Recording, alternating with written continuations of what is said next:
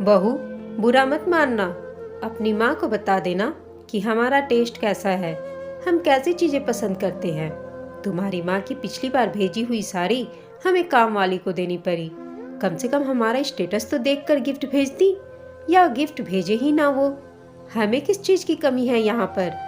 शांति जी अपनी बड़ी बड़ी आंखें घुमाते हुए शिकायत भरे लफ्जों में अपनी बहू सुमन को बोल रही थी, और सुमन बस अपनी सासू माँ की बातों को सिर्फ सुन रही थी और चुपचाप अपने कीमती साड़ियों सूटों को समेटकर बैग में पैक कर रही थी। कल वह अपने मायके जा रही थी, वह भी अकेली। वहाँ उसकी बचपन की सहेली की शादी थी। वैसे तो उसकी सहेली ने उसके पति को भी आमंत्रित किया था, पर सुमन ने शादी का कार्ड छुपा लिया था। वह नहीं चाहती थी कि उसका संपन्न और शहरी पति उसके ग्रामीण परिवेश वाले निम्न वर्गीय मायके जाए और वहाँ के लोगों के स्टैंडर्ड पर हंसे, उनका मजाक उड़ाए। पिछली बार जब रमन, सुमन का पति, उसके मायके उसके साथ गया था तो वहाँ का परिवेश और लोगों के व्यवहार देखकर वह असहज महसूस कर रहा था। घर में लगी मच्छरदानी, ओल्ड मॉडल का बाथरूम और बरामदा पे लगी खाट, जिस पर मोहल्ले के कई लोग सामाजिक मुद्दों पर बहस करते दिखते थे, यह सब उसे असहज लगता था। इसके अलावा एक दिन का वाकया जिसमें उसके कमरे में बिना इजाजत के मोहल्ले की भाभी घुस आई थी और उनके बिस्तर पर बैठकर उनसे हंसी मजाक करने लगी थी, उसे और ज्यादा असहज कर दिया था। वैसे गांव में यह सब आम बातें होती हैं। वहाँ के लोग अत्यंत भोले होते हैं। वहाँ मोहल्ले की भाभी सबों की भाभी होती हैं और मोहल्ले के जीजा भी सभी के जीजा होते हैं। कोई औपचारिकता नहीं, कोई बनावटी नहीं, कोई दिखावा नहीं। पर शहर में पले बढ़े रमन उस वक्त तो कुछ नहीं बोला, लेकिन वापस घर पहुंचते ही अपनी माँ को सारी कहानी बता दी और उनकी माँ ने यह बात आग की तरह सब जगह फैला दी। अब जब भी जिसे भी परिवार में मौका मिले वह यह वाकया की चर्चा कर खूब हंसते। तभी से सुमन ने सोच लिया था कि जब तक बहुत जरूरी ना हो तब तक वह रमन को लेकर अपने मायके नहीं जाएगी। तभी आवाज आई, कहाँ खो गई सुमन? बैग पैक हो गया तो चाय भी पिला दो। वैसे भी कल से आया के हाथों का ही चाय पीना पड़ेगा मुझे। रमन ऑफिस से घर आ चुका था और ड्राइंग रूम से सुमन को आवाज लगा रहा था। सुमन ने कहा, अभी आई। बोलकर सुमन ने पैक किए बैग्स को साइड रख दिया और किचन में पकौड़े के साथ चाय भी बनाने लगी। उसे हाथ में चाय के साथ पकौड़े लिए देखकर रमन मुस्कुराकर बोला और अपनी प्यारी मुस्कान के साथ उसका हाथ पकड़ अपने पास बैठाते हुए बोला, मायके जा रही हो, कुछ चाहिए भी तुम्हें? अपने लिए कुछ नए कपड़े, नए जेवरात, या फिर सहेली के लिए कुछ कीमती उपहार? वैसे अगर तुम्हारी सहेली मुझे बुलाती तो मैं भी तुम्हारे साथ चलता, तुम्हारे मम्मी पापा से मिल भी लेता। अगर तुम कहो तो कल की छुट्टी लेकर तुम्हें वहाँ गाड़ी से मैं छोड़ आऊँ। सुमन बोली, अरे उसकी क्या ज़रूरत है, 6 घंटे का तो सफ़र है और ड्राइवर तो साथ में जा ही रहा है, मैं मैनेज कर लूँगी। और रही बात कपड़ों की, तो पहले से मेरे पास मेरी शादी की रंग बिरंगी साड़ियाँ और जेवरात रखे हैं, मैं वही पहन लूँगी। बस एक रेशमी साड़ी आप मुझे मंगवा दो बारात के दिन पहनने के लिए। सुमन मुस्कुरा कर बोली। सुमन की फरमाइश पर रमन ने मोहल्ले की साड़ी स्टोर से एक खूबसूरत सी रेशमी साड़ी खरीदकर उसे लाकर दे दी। अगले दिन सुमन अपने मायके रवाना हो गई। शादी के 8 महीने होने को थे, पर सुमन अभी तक ससुराल में खुद को अकेला ही महसूस करती थी। इसकी वजह शायद दोनों परिवार की हैसियत में जमीन आसमान का फर्क था, या फिर सुमन का मितभाषी होना। सुमन अपने पति से भी यह नहीं बोल पाती थी कि उसके मायके की छोटी छोटी बातें सबों के सामने मजाक का विषय बनाना उसे बिल्कुल पसंद नहीं। उसकी सासू माँ का तकिया कलाम था कि इसके मायके में तो एक यही सुमन है जो हमारे परिवार के लायक है, वरना हम ऐसे परिवार में अपने बेटे को कभी न ब्याहते। सुमन को ऐसी बातों से बहुत कष्ट होता। अगर उस परिवार की लड़की को आपने बहू बनाया है तो फिर वह परिवार उपहास का पात्र क्यों? लेकिन उसकी चुप्पी की वजह से कोई और उसके हृदय भाव को समझ ही नहीं पाता। रमन ने कई बार कोशिश की कि सुमन उससे खुलकर बात करे, पर सुमन हाँ ना में बस जवाब देकर चली जाती। रमन उसकी सकुचाहट को उसके ग्रामीण परिवेश का होना समझता था। सुमन और रमन की शादी रमन की बुआ ने करवाई थी। सुमन का सौंदर्य और उसकी योग्यता से प्रभावित होकर उन्होंने अपने भतीजे के लिए उसे चुना। सुमन सर्वगुण संपन्न लड़की थी, जिसने ब्याह के बाद तुरंत ही ससुराल में सबों का दिल जीत लिया था। सुमन भी वहाँ बहुत खुश थी। सभी उसे प्यार करते थे, परंतु उसे बात बात में अपने मायके का उपहास बर्दाश्त नहीं होता था। उसके ससुराल वालों के लिए उसका मायका नॉन एक्सेप्टेबल था, जिससे वह दुखी और शांत रहती थी। रमन, बहू का फोन आया था कि वह 2 दिनों में वापस नहीं आ पाएगी। वह कुछ दिन और वहाँ रहना चाहती है। मैंने भी कहा ठीक है, रह लो, आखिर मायका है तुम्हारा। वैसे अब तुम्हें इतनी सुविधाओं की आदत लग गई है कि खुद ही वापस आ जाओगी कुछ दिनों में। रमन के ऑफिस जाते ही उसकी माँ पीछे से बोली। माँ की बातों को सुनकर रमन असमंजस में पड़ गया था।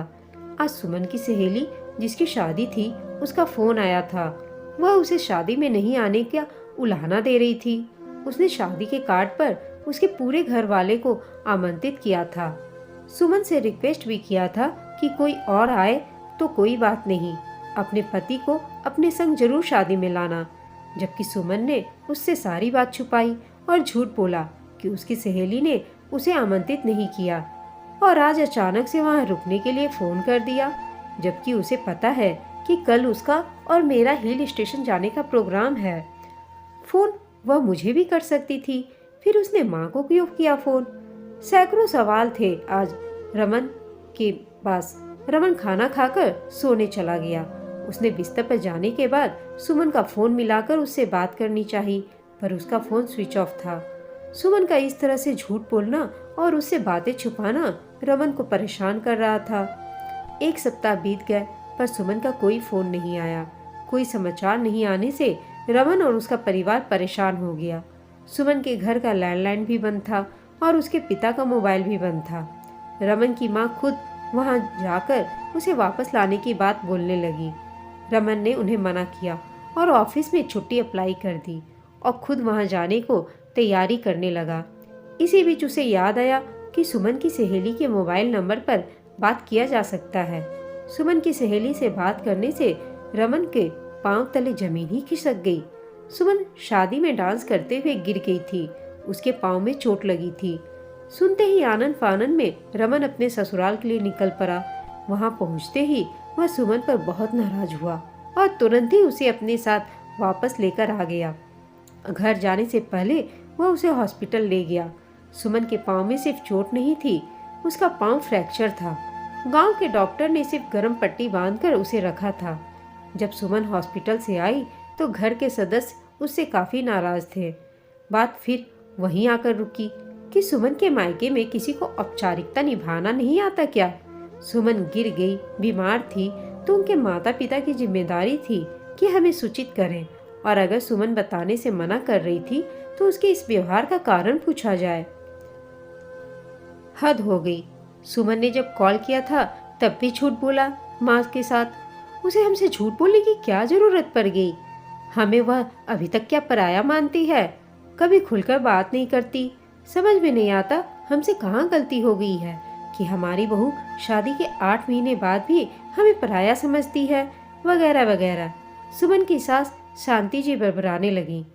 अभी हम इस बारे में कोई बात नहीं करेंगे माँ, सुमन को ठीक हो जाने दे। गुड़िया जाओ, भाभी का ख्याल रखो, और गुड्डू तुम सुमन को उठने बैठने में मदद किया करना। रमन ने मुद्दे में दखलंदाजी कर बातों को वहीं रोक दिया, लेकिन वह भी सुमन से उसके झूठ बोलने का कारण जानना चाहता था।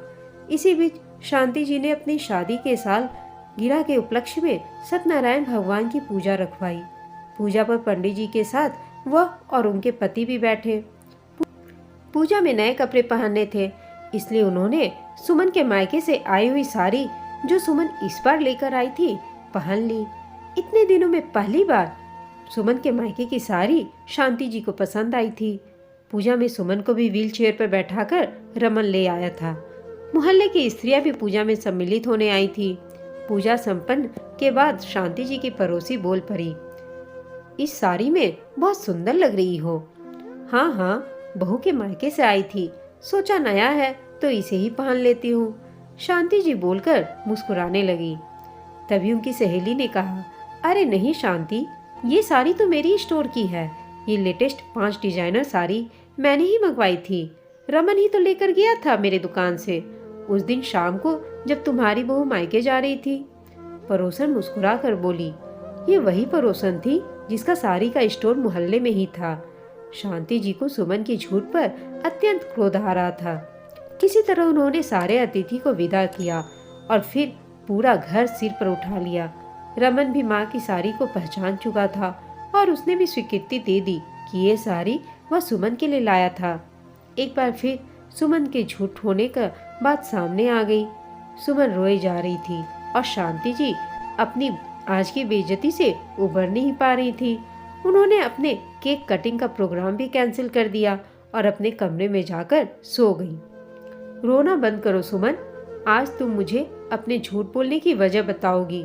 क्यों तुमने अपनी सहेली की शादी के आमंत्रण के बारे में मुझसे झूठ बोला कि उसने मुझे नहीं बुलाया है, सिर्फ तुम्हें बुलाया है? क्यों तुमने अपने पाँव टूटने की बात नहीं बताई और झूठ बोला कि तुम अपने मायके में कुछ दिन और रहना चाहती हो? और क्यों तुमने माँ को झूठ बोला कि यह साड़ी दी कि तुम्हारी माँ ने उन्हें गिफ्ट किया है? रमन आज बहुत गंभीर होकर सुमन से सवाल कर रहा था। रमन के पिता और उसके भाई बहन भी यही जानना चाहते थे। सुमन बोली, हाँ, मैंने झूठ बोला और आगे भी बोलती रहूंगी। अगर आप लोग मेरे मायके का इस तरह उपहास करेंगे तो। मैंने अपनी सहेली का आमंत्रण इसलिए छुपाया कि आप मेरे मायके नहीं जाएं। वहां जाकर आप उस वक्त कुछ नहीं बोलते और वहां से आने के बाद वहां के परिवेश का मजाक बनाते हैं। मेरे माता पिता अपने दामाद के स्वागत में हर वह चीज की व्यवस्था करते हैं जिससे उनके दामाद को कोई असुविधा ना हो, तकलीफ ना हो। फिर भी वहाँ की चीजें आपको बुरी लगती हैं। आप हर वक्त ये एहसास दिलाते हैं कि आप वहाँ अनकंफर्टेबल हैं।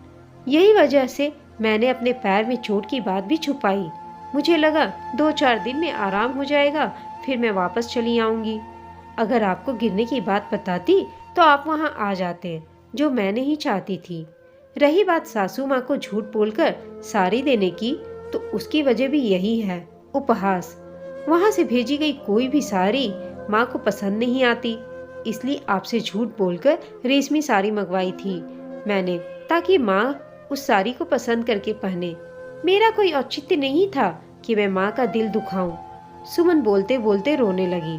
उसने रोते हुए अपनी और बातें भी परिवार के सामने रखी, जिसमें यह भी था कि उसका मायका अगर सुविधा से पूर्ण नहीं है तो क्या हुआ, है तो उसका मायका ना, जहाँ उसका बचपन बीता, जहाँ उसका परवरिश हुई, जहाँ उसको जान से ज्यादा प्यारे माता पिता का प्यार मिला। फिर वह उसे कम कैसे आंक सकती है? उसे भी यहाँ ससुराल में एडजस्ट करने में परेशानी होती है, पर वह इन बातों को अपने माता पिता को नहीं बता सकती, क्योंकि इतने बड़े परिवार में ब्याह से पहले उसकी माँ की यही चिंता थी कि नए घर में उन लोगों के साथ क्या वह एडजस्ट कर पाएगी। सुमन बोलते जा रही थी और रोते जा रही थी। सुमन की बातें बहुत हद तक सही थी, जिसकी स्वीकृति वहाँ पर खड़े सारे लोगों की झुकी नजरों ने दे दी थी। कमरे के दरवाजे पर खड़ी सुमन की सास भी उसकी सारी बातें सुनकर बाहर आ गई। तभी सुमन के ससुर जी बोल पड़े, सुमन, जब रमन के साथ उसके परिवार को स्वीकार कर उन्हें अपना प्रेम दे रही हो, तो फिर सुमन का परिवार इससे वंचित क्यों हो? विवाह सिर्फ 2 लोगों का मिलन नहीं, 2 परिवार का भी मिलन होता है, जिसमें एक दूसरे का सम्मान करना अत्यंत आवश्यक होता है। अगर परिवार में रहन सहन का अंतर है तो सुमन को भी अपने आप को यहाँ के रहन सहन के अनुसार ढालना पड़ा है, जो उसने बखूबी किया है। कभी भी उसने अपने आप को असहज महसूस नहीं होने दिया। असहजता का अर्थ है ही अस्वीकार होता है। अगर हम किसी को स्वीकार करते हैं तो असहज नहीं हो सकते। आज के बाद मुझे इस तरह की शिकायत का मौका नहीं मिलना चाहिए।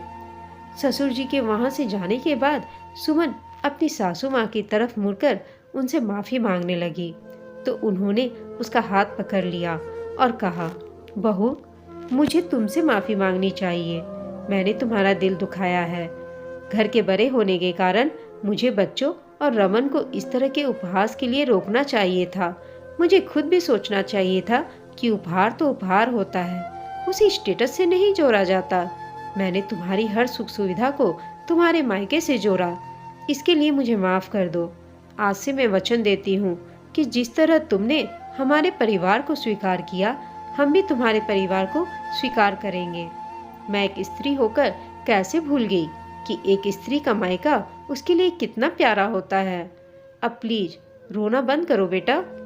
सासू माँ की बात सुनते ही सुमन ने झट से अपना आंसू पोंछ लिया और कहा, मैंने रोना बंद कर दिया है माँ, और अगर आपने मुझे माफ़ कर दिया तो प्लीज केक कट कर लिया जाए।